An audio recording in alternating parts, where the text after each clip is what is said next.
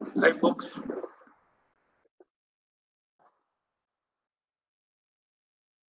Hello.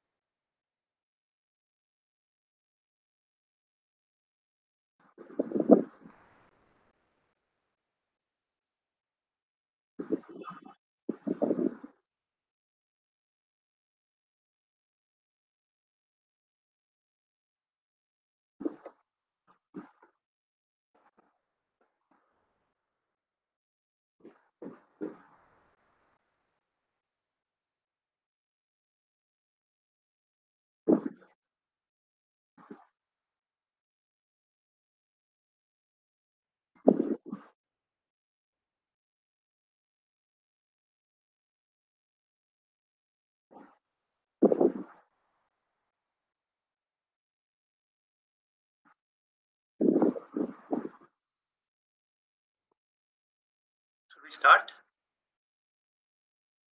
Hello.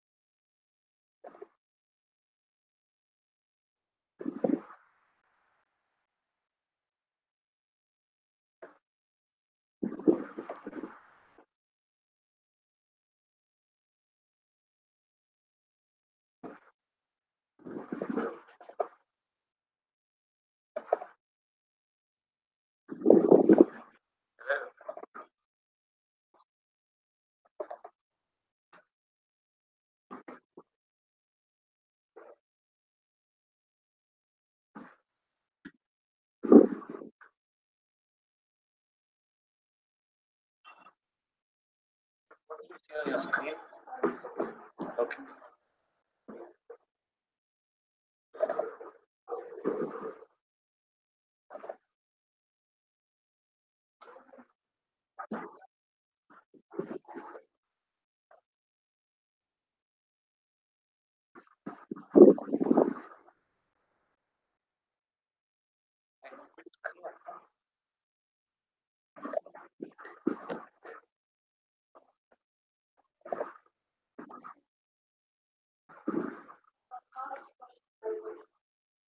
That's what you see. I thought I moved to the first screen.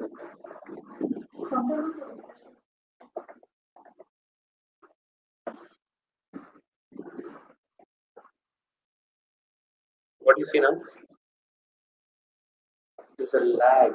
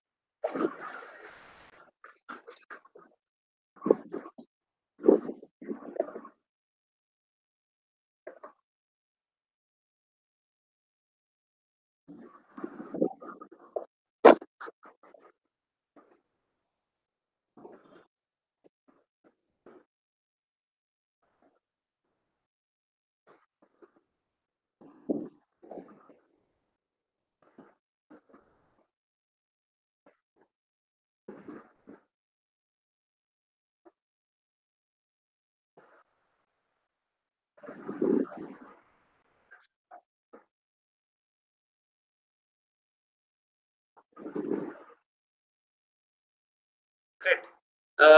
Good afternoon, folks. Thanks for joining in. And I want to be talking today about go to market.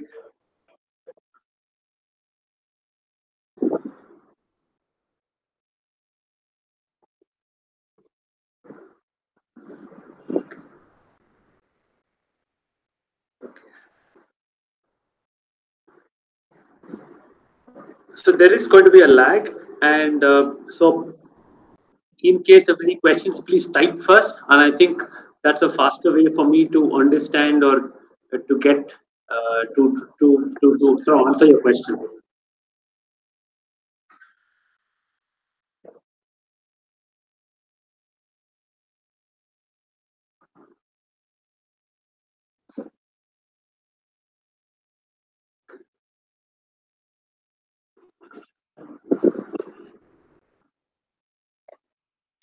The first thing is, in Villgro, when we keep talking about whether the product is ready for market, and we have a phrase called the product market fit.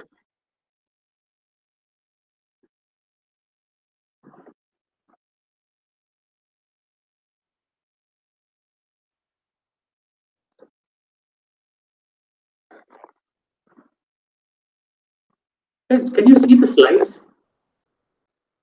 Oh, it's not refreshing.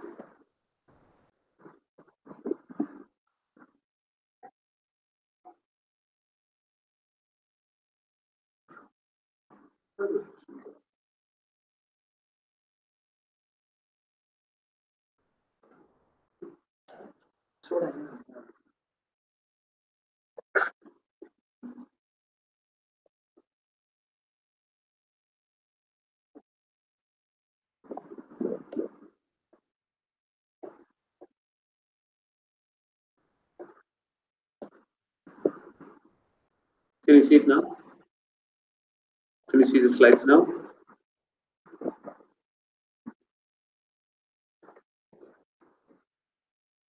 Oh, awesome.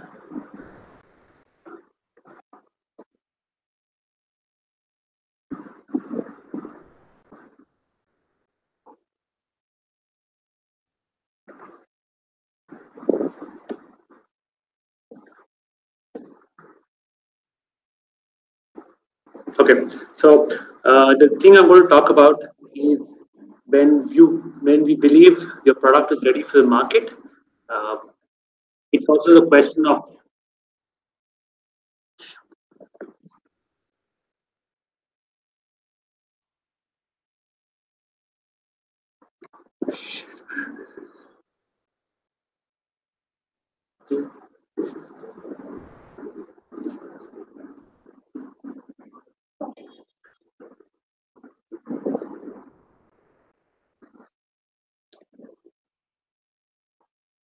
I'm just going to slip to the next slide on where is this? Yeah. So the basics when you talk about a go-to-market strategy are four.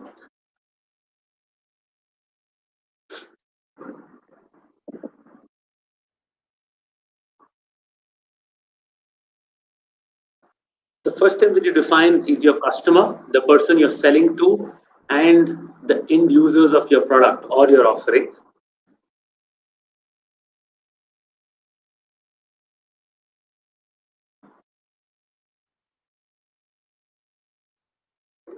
The second is about the company, about yourself, about what you're making, what's the product, what's the value proposition that you put together.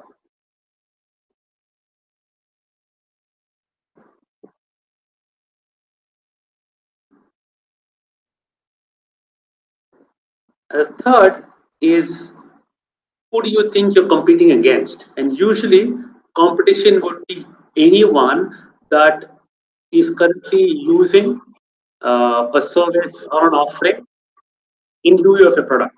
It could be something which is currently existing, but you are not aware of.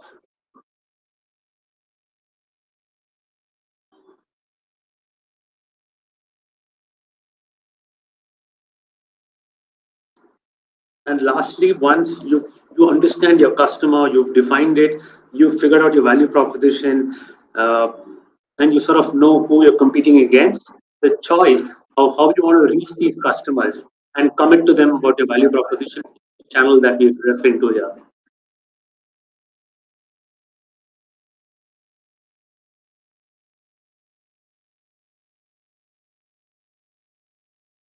So let me pause here and ask if there's any questions about these basic four C's.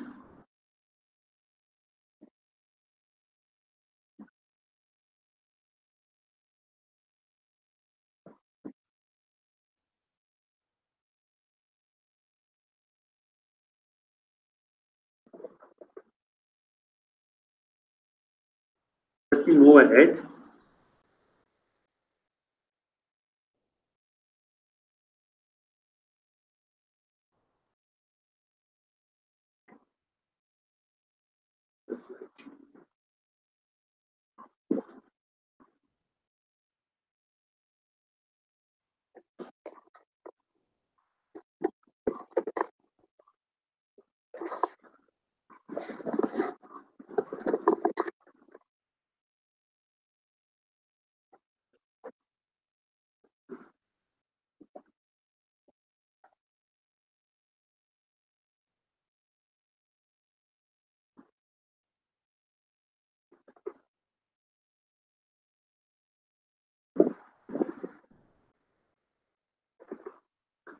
not changed.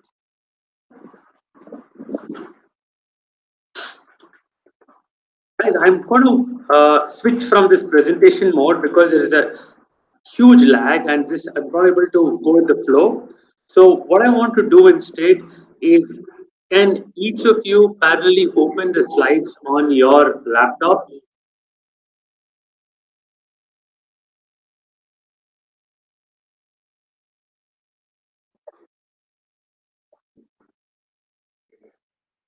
Yeah, and so I can switch off this video and talk the slide number, and probably that will be faster.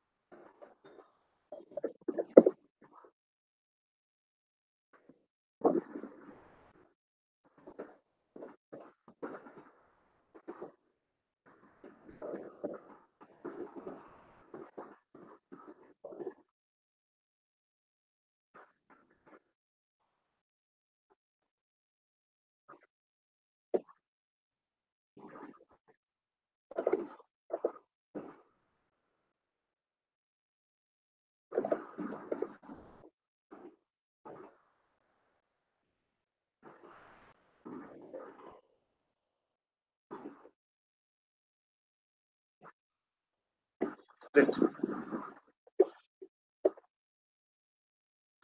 so I'm going to start from the beginning again.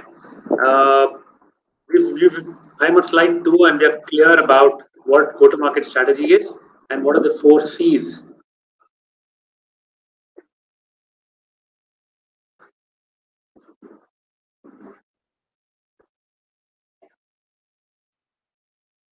So if you go to the slide number 4,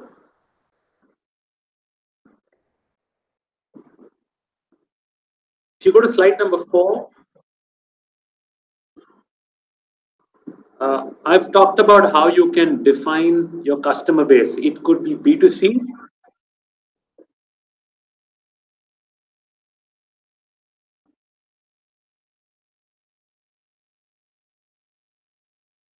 or it could be B2B.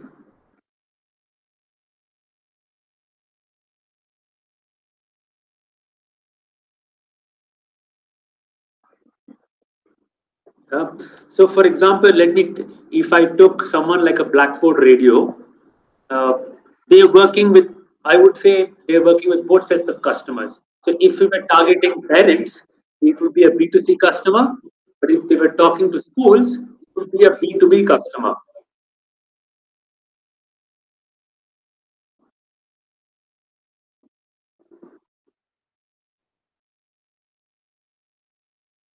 So, what's important?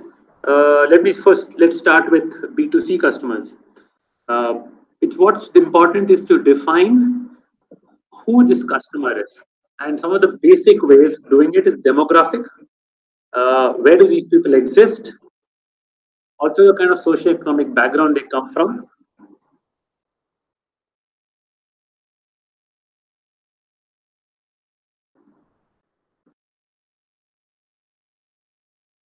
So, if I had to again continue with this blackboard radio example, and they were looking to go target parents of children in Kota.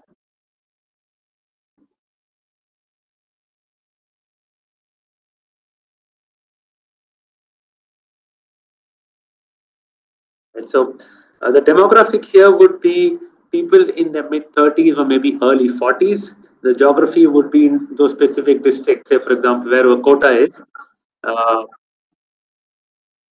Given the kind of app and given the kind of focus they have in helping people build English language skills, the socioeconomic conditions would be they probably are urban, uh, maybe SECA, SECB. You can look up the SEC definitions.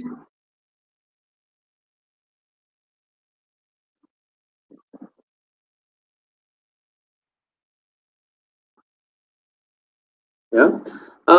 Then there is the usage situation. So, for example, you would want to define whether there's only one phone at home or there's one tablet at home and the father has it.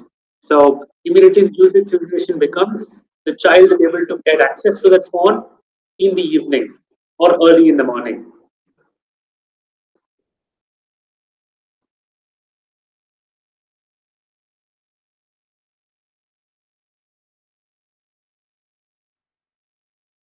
Right. Likewise, if you had a B2B customer, here you're not going to be describing your customers from their behavior or where they exist, but the kind of offering that you want to do and where it's going to plug into the system.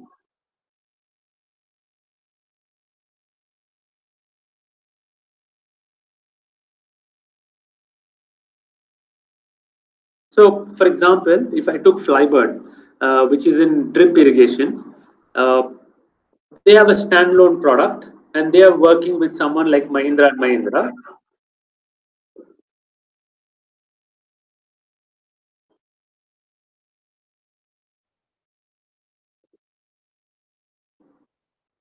In this case, Flybird is selling their product through Mahindra, and Mahindra's got their own brand name on Flybird's product. So, which case it becomes a complement to Mahindra's portfolio, and in this case, and Flybird is selling it as a white labeled or a blank product to Mahindra, on which Mahindra adds their own brand name.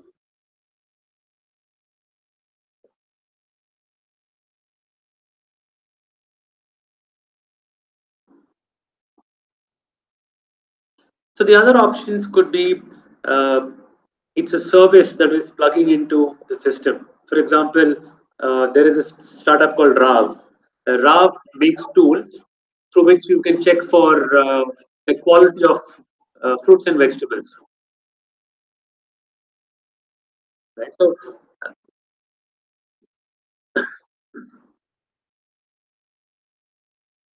right? So in this case, RAV will fit into any agriculture produce supply chain network. So they end up offering it as a technical tool or a service to supply chain players.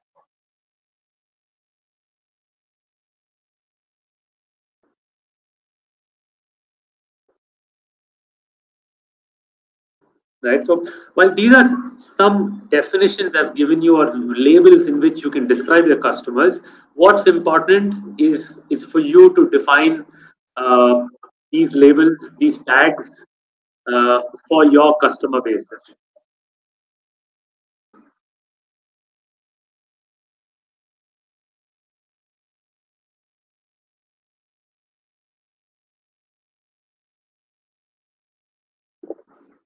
So quickly on this, have any of you defined your customers like this, or have any of you tried it but found any difficulty, any challenges?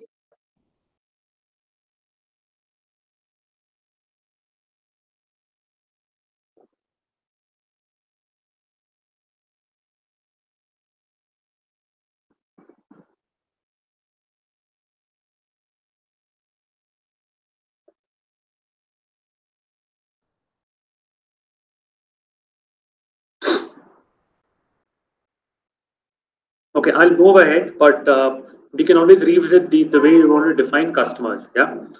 I'm going to the next slide.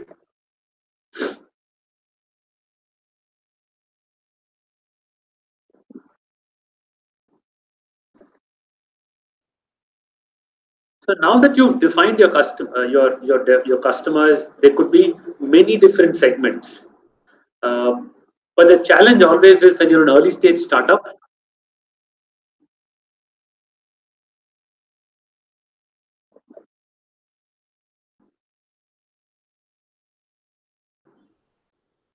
the amount of money that you have is limited. The amount of personnel bandwidth that you have is limited. So you will want to make sure that you're able to go after the highest value target for fastest.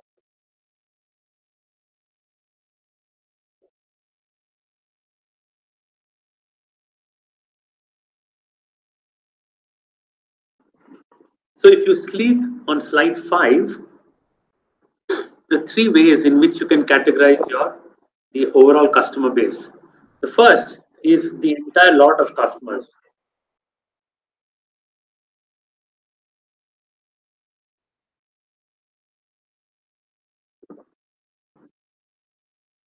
right? But from that, a subset of this is the target groups that you identify.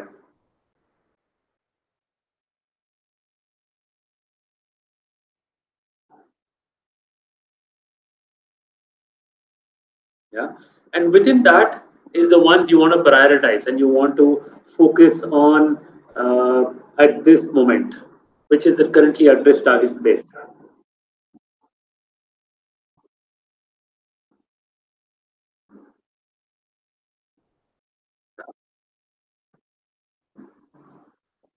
So the two key things that you will think about when prioritizing customers and identifying who you want to address first is number one, what is the size of that market or size of the number of customer base that you're looking at? And number two is how much is it going to cost you to reach these customers and what's the kind of margin that you're going to make from them?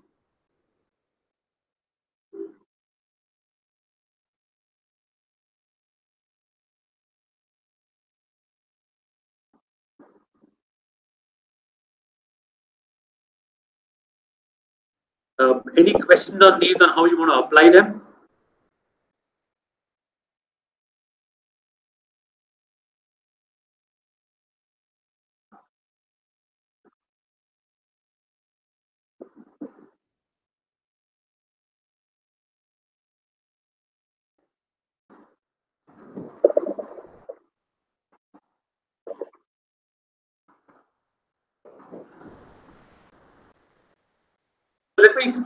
Let me use one example again of something like Flybird again, which is in drip irrigation. Now, Flybird can sell its products either to small farmers, or it can sell it to large orchards, or it can sell it to any large company like a Mahindra.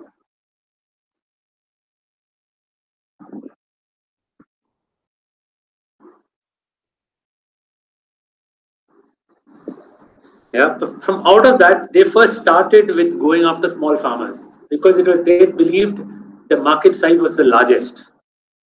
But very soon they realized the acquisition cost was extremely high. While margins were good, the number of sales staff they needed and the distances that the staff had to travel uh, was became increasingly high. The sale per customer was low. So pretty soon that particular target segment became unremunerated.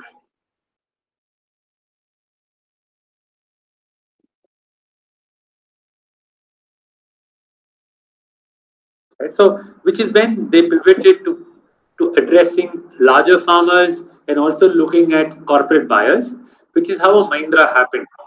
Uh, so a partnership, a go-to-market partnership with a Mahindra suddenly opened up the entire Indian market and 400 plus dealers for them.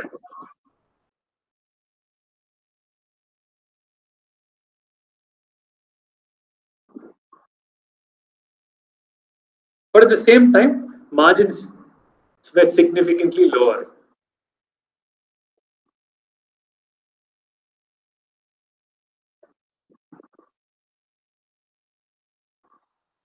So this is an example of how one will end up prioritizing between more number of people, but more difficult to reach, or even the time to do a sale versus easier to sell, but you probably lose margins.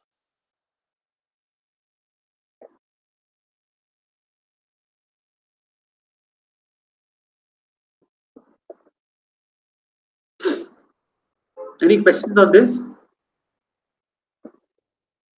If not, I will move to slide 6,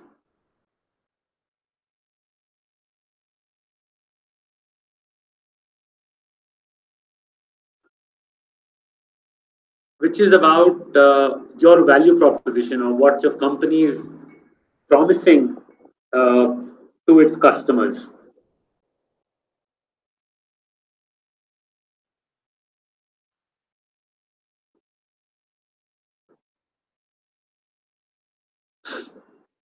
So what's important is to understand how your product offering will satisfy what a customer or end user wants. Right? It's not about a need.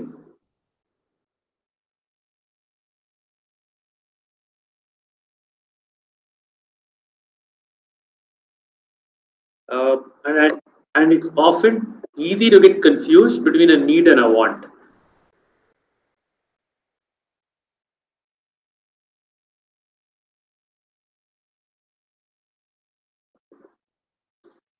So quickly, a way to figure out what is a need and what a want is, uh, for example, everyone needs insurance.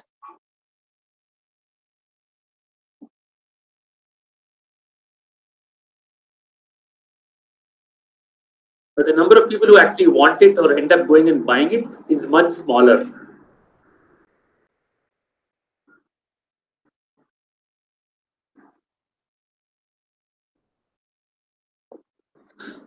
So if you've got to get sales traction or if you want to convert your leads into a sale, the value proposition has to answer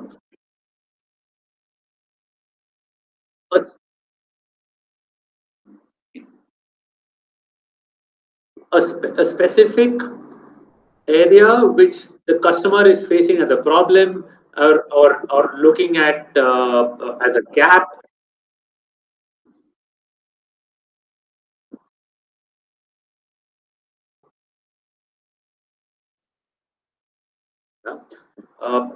And once you've figured that out, what's important is to understand how it's going to change that particular user or buyer's behavior.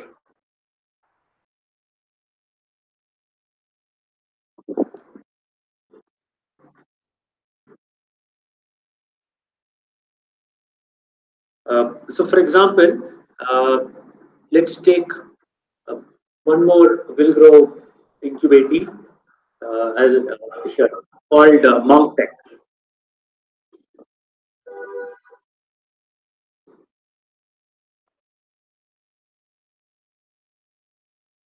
Monk Tech makes prosthetics. They make artificial limbs, uh, and they probably have a technology which is unique in the Indian or even the global ecosystem.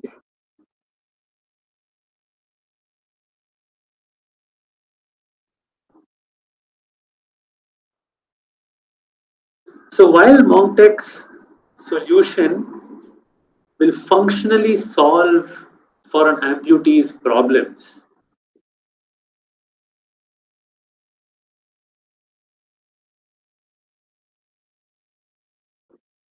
an amputee will not find out or will not be interested in this until it satisfies a more aesthetic or visual need, which is coming from from a place of psychological well-being rather than just being a functional and rational need.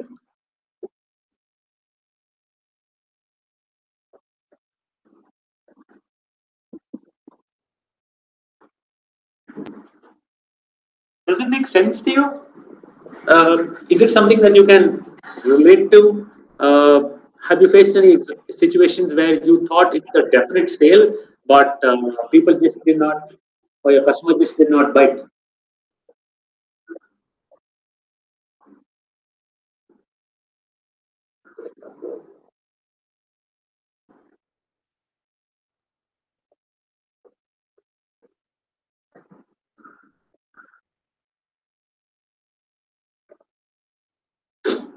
Um, so what I would like all of us to keep in mind is it's one thing to define the product, uh, its features and all the different technical specs, but we've got to translate those specs and those features into language. End user, it could be a farmer, it can be a patient, or it can be a student, uh, into something that they will articulate and they will be able to play back to you.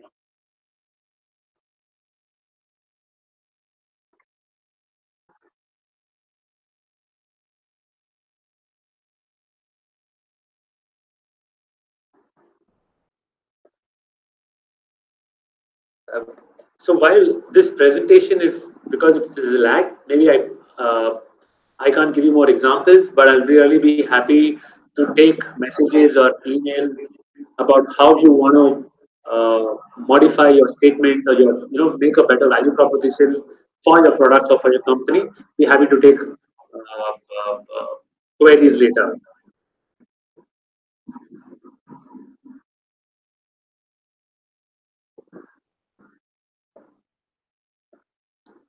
So I'm going to the next slide, slide 7.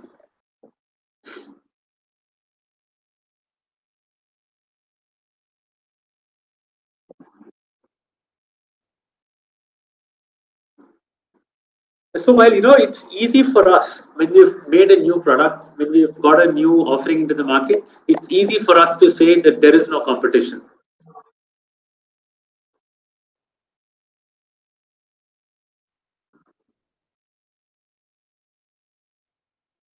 Yeah, but the fact is that our users have been either working with the issue that we are now addressing, or have been solving it in some other way using something else.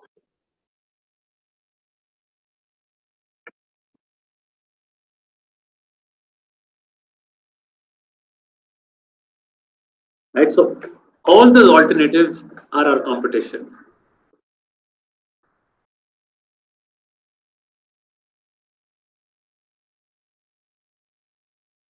For example, I used to work with Mahindra earlier, and one of the products that we were trying to make was a really small tractor which could work in small fields.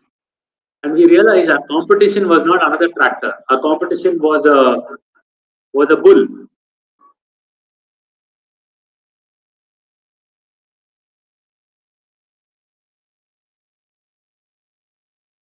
It's a So the question we have to ask while we are trying to get our customers is, what will it get our user to shift from whatever that they're using today? It could be a very jugad, rough little thing, but they have to shift from it to our offering, and we've got to be clear on the reason on why we believe that customer will make that shift.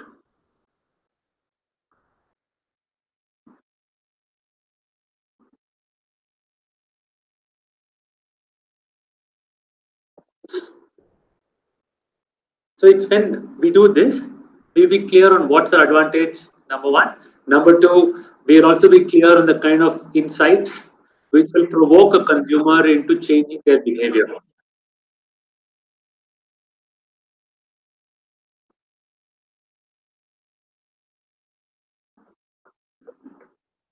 Uh, so what we've done so far is we've taken a stab at defining our users, our customers, and consumers. We've been able to define our value proposition, what is unique about our product. We have defined who we believe our competition is, and why we can shift our customer from that competition.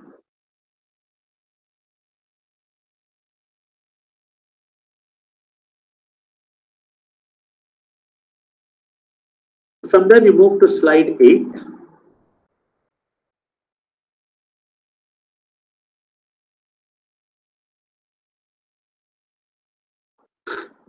is we have to get our value proposition and offering to our identified customers.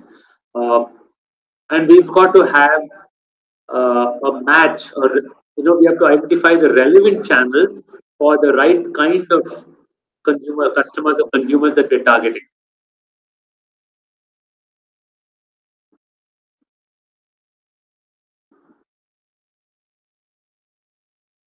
So if it is B2C, you've already identified the geographies. You've got to narrow it down. You will have to identify who are potential large wholesalers or distributors. Uh, you would identify your retailers if it's a product and you want to go through this traditional route. You end up defining the kind of channel margins that you want to give out. You will start hiring sales staff. You start defining uh, how you will demonstrate your product. Uh, you start looking at things like incentives, collateral that you want to put out, uh, different other base media that you want to use. You start advertising your product.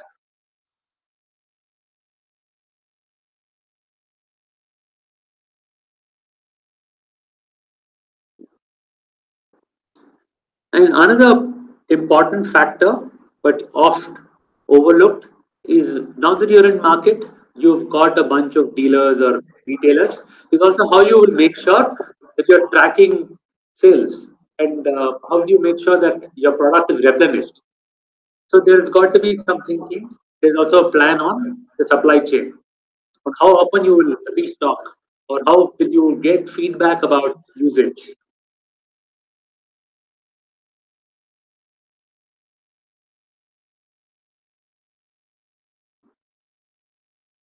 And likewise, if it is a service offering, if it is an app, uh, your channel for B2C ends up being whether you're on Google Play or an App Store, or if there's any other platform. If there's a dedicated separate platform for, say, education apps, or if the school has their own site for a download, are you on those websites?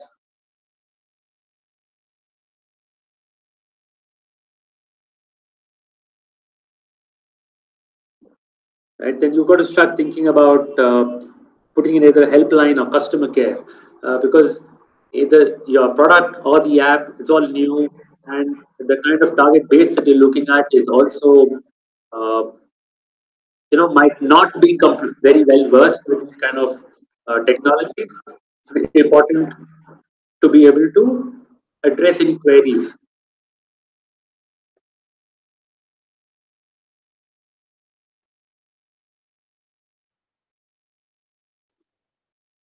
Because one thing we have to be mindful of is while we do a sale, we don't want people lapsing out of our product.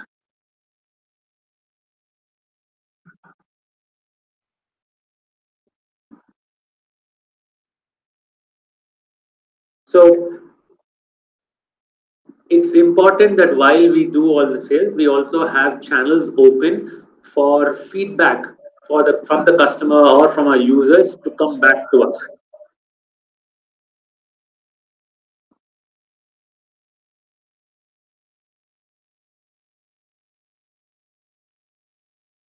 So likewise, when you look at B2B customers, uh, the different channels are, there's going to be technical negotiations, there's also commercials. Then you got to figure out branding, because you will have a brand name, but suddenly the company might want to have different kind of branding. Uh, the third and very important is you're going to be using their sales staff or their distribution channels. Then important here is to train their salespeople, or to help their dealers understand what your product is going to be doing.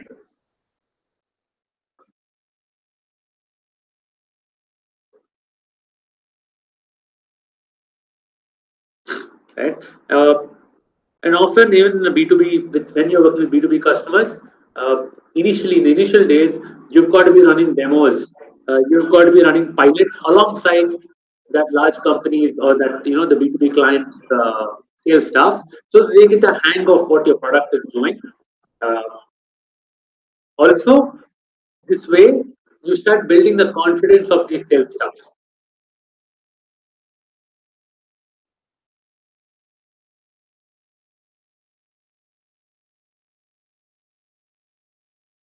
So Priyanka has a question on co-branding.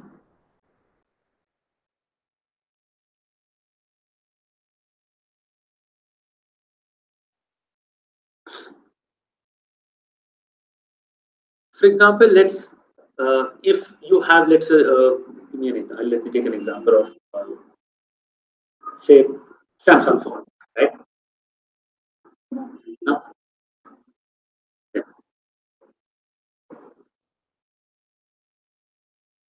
Now, if Samsung was launching a specific kind of a low-cost phone, like what Nokia, yeah, and they were going to highlight the purity of the way they were using Android, then they would specifically start going out and saying there is Android in this phone.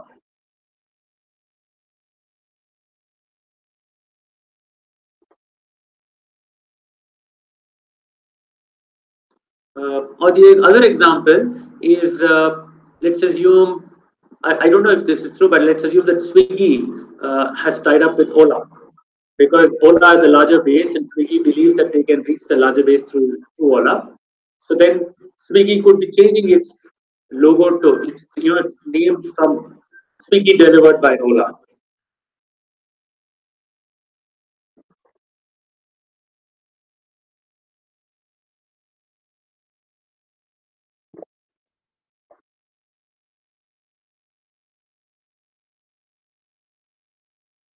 So often the principle for co-branding is, uh, there is a specific technical expertise the smaller player has, and the smaller player is partnering with someone larger, because the larger player usually has distribution clout, or they have a larger customer base, they have a larger reach. But the large player does not have the technical competence or the uniqueness that the small player is bringing. So what the large player will do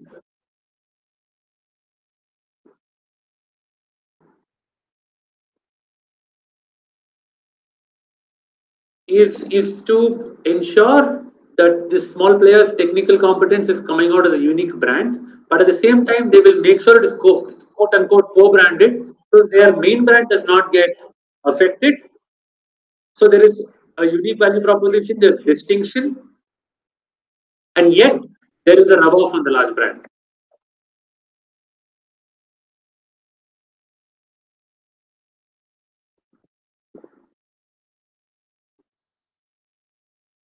Uh, so again, these are specific steps, items that one should be ticking off, or the kind of things that you will go through as you start building your channel's competence, or as you start building your ability in these channels.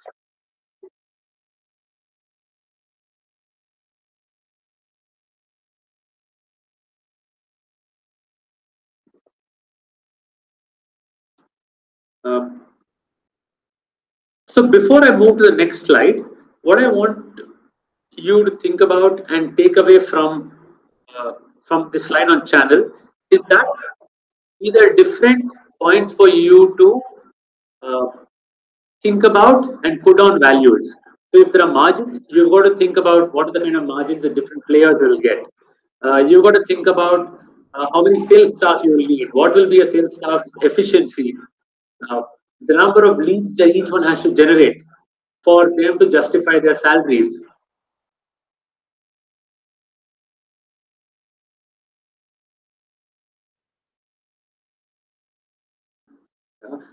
Likewise, how will you do a demo? What will be the cost of a demo? The number of demos you will do. So each of them becomes a small little task, and will have measurable goals.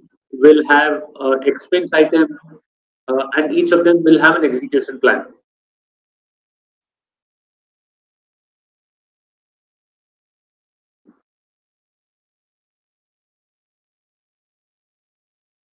Again, like the previous one, if anyone has any questions on how to solve for any of these specific line items, happy to take queries later or over email.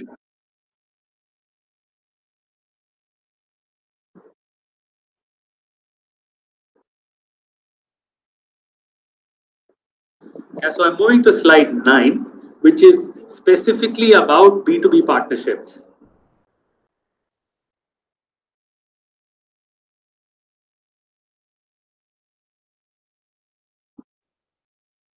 And so, I what I have noticed is that there's enough, or there is a. It's pretty easy to start executing on a B2C channel, but B2B is usually more difficult to crack.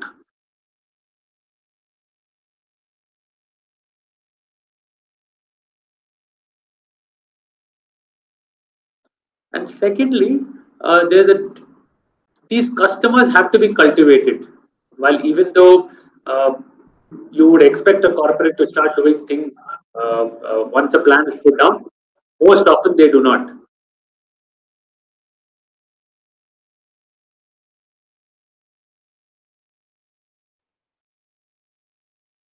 This is because each one has their own pace at which they work, and these are often you'll end up working with a large company, so they don't realize uh, the struggles or even the difficulties of a small startup.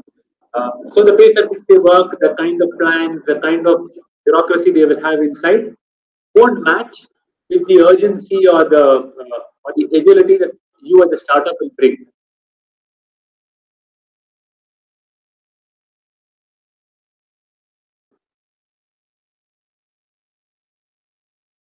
So we've been able to, from our experience in the last one odd year in helping B2B partnerships for our portfolio companies, we've realized there are around four phases that one will go through.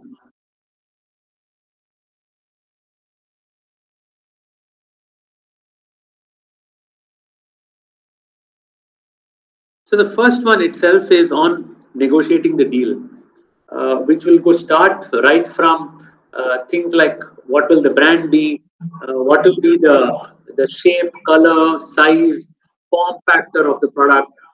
If it is an app, is there going to be different logos in it? Will the themes change? Will the kind of inputs change? What's the kind of modification they will do for someone else?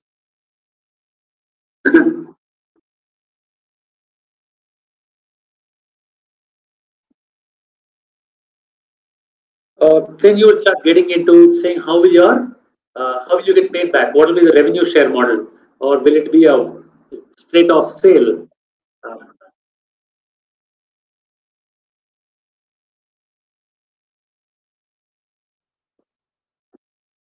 right? Then you'll also be discussing how your product or your service will be supported. What's the kind of people you will commit?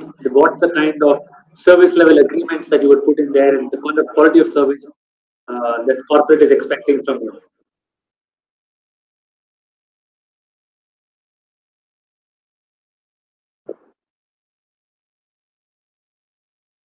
Once all that is done, you will probably get into an MOU. You will sign off an agreement, uh, and that's just the beginning of this entire thing.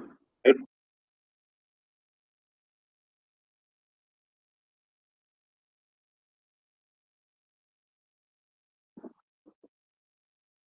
Yeah.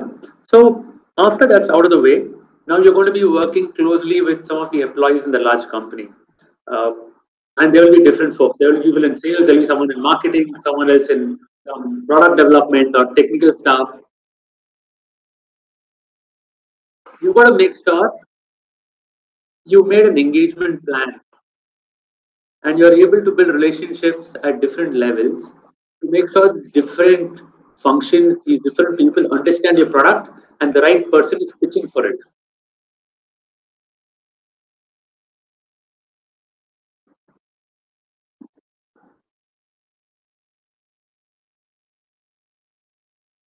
So it's important that you work out some kind of a calendar uh, and make sure that you're reaching back, you're checking in, uh, and you sort of get feedback on whether these people have understood your product, whether they're pushing it within the sales team or whether they're pushing it through their channels.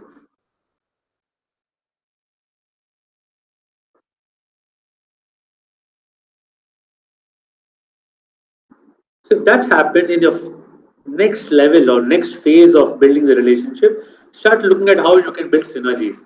Uh, how will your company's team and their company's team work together better?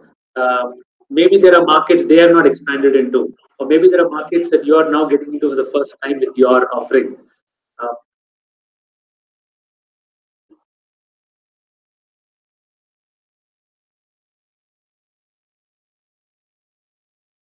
So start working on uh, the new markets, new customer bases, and that will start taking the partnership to a completely new level.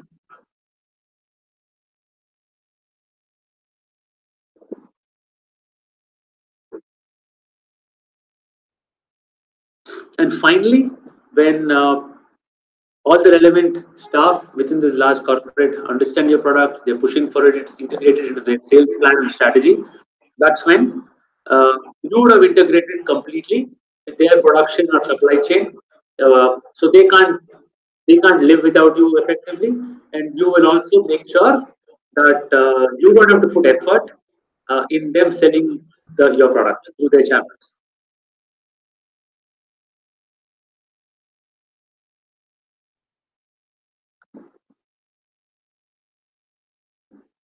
So the last slide, number 10, has a template which you can use while defining how you will build your B2B partnership.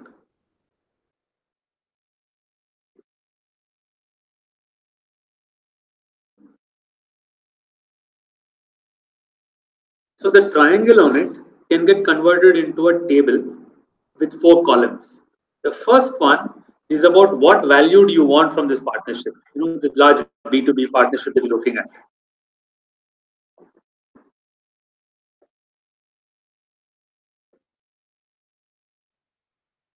The second one is what can you offer them in return?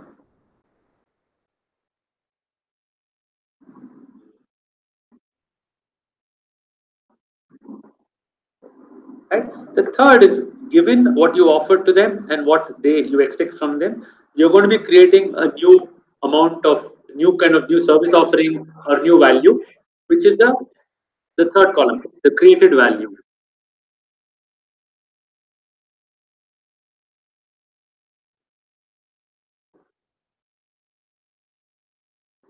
Yeah. So to create that value, there is some amount of knowledge you have to transfer to them, and there's some amount of understanding and expertise that you will pull from them, and that's where you start defining the transfer activities.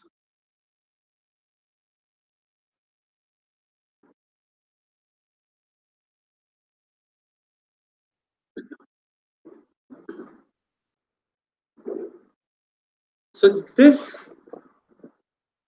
quickly can help you define what you can pull out or your plan for a B2B partnerships in the go-to-market strategy.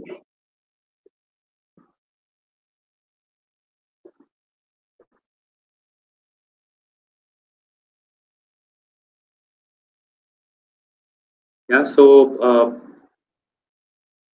the slides, the templates, and the specific large items to plan for. I have walked you through what's important and what's will help is if we can use it in making our go-to-market plans, even checking our current go-to-market plans to see whether we've covered all the main points.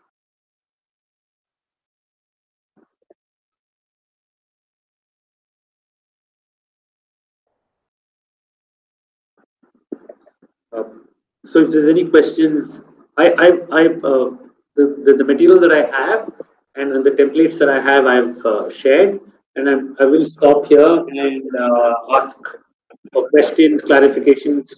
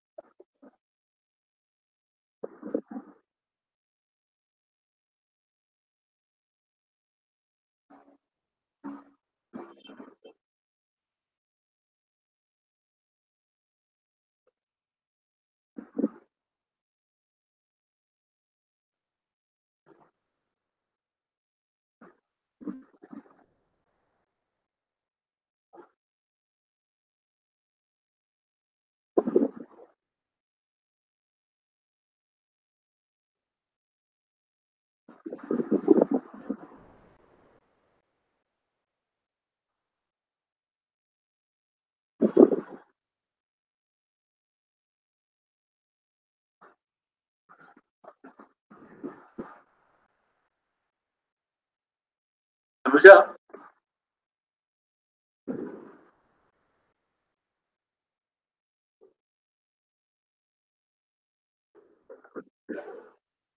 uh, we can share the deck because the land is massive, and I don't think we can talk through examples or even just help the people.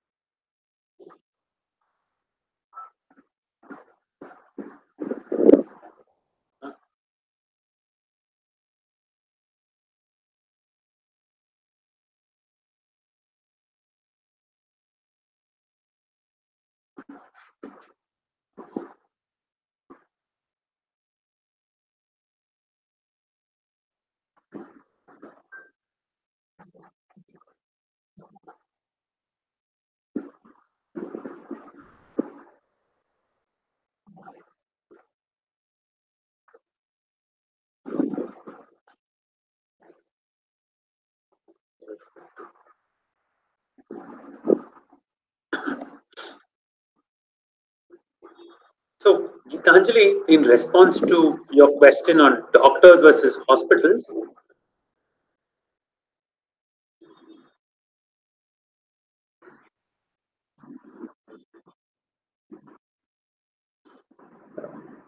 it depends on how big your product is and how easy or complicated it's going to be to use.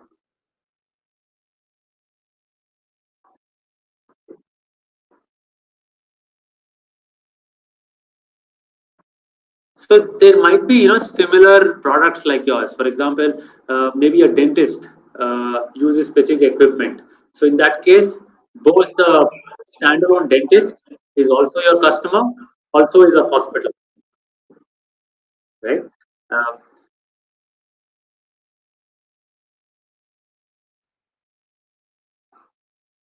so it depends on the kind of equipment, the kind of price point that you have, whether the doctor is going to use it or the doctor's support staff will use it.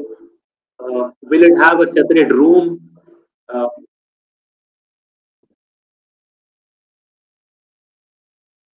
right. So, for example, if you take an ECG machine, the doctor is never going to be using it. It's always going to be the nurse or someone else intervening. Right? Um, So there's going to be sort of a main to one relationship. It's going to keep giving you reports, and then the doctor is going to check it. Versus if you had a very high tech, say, drill, it'll be only the doctor who will use it.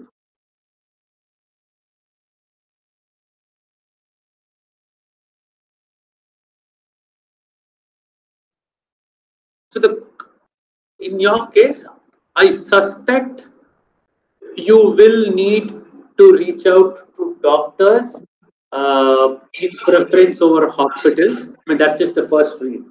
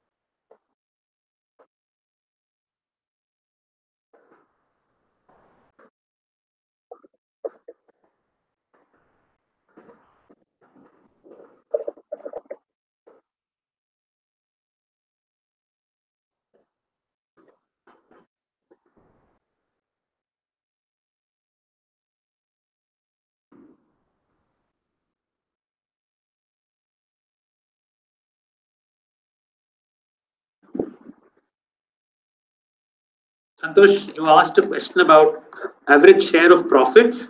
Uh, it can vary wildly. It your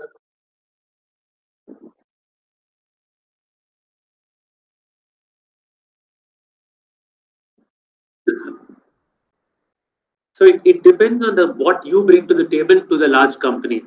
If all the technology is yours, uh, but what you're doing is making something unique for them,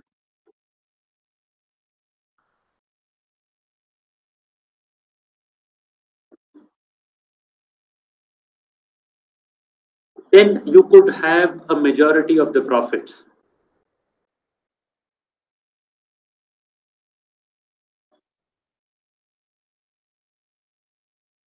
However, if uh, you were you were just one piece in their product portfolio, and their own the larger companies share of that kind of products is smaller, then they're going to have more pricing power over you. You have to be careful of how much you can make out of this.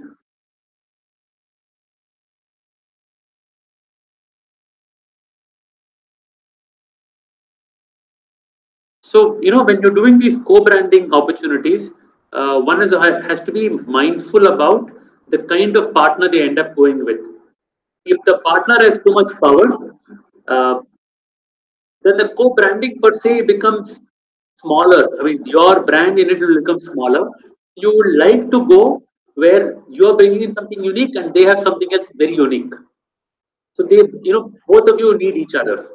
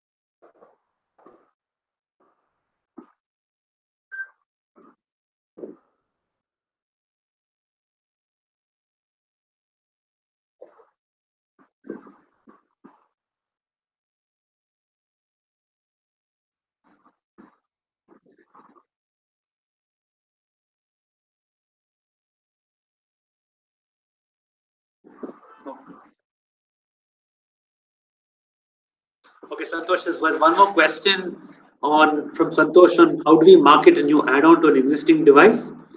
Is this type of value addition should we go for co-branding?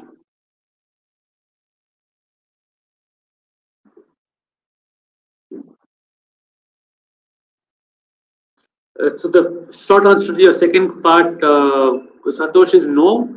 You don't go for co-branding. What you need to think about is whether you can do what's called a brand extension.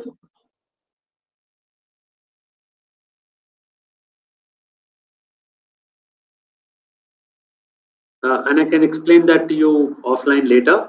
Uh, but when you're going to do a new add-on to your existing device, and if you have existing channels, first evaluate if your current channels and your current value proposition matches your new add-on. If the add-on matches your current channels and the value proposition, please use those channels first.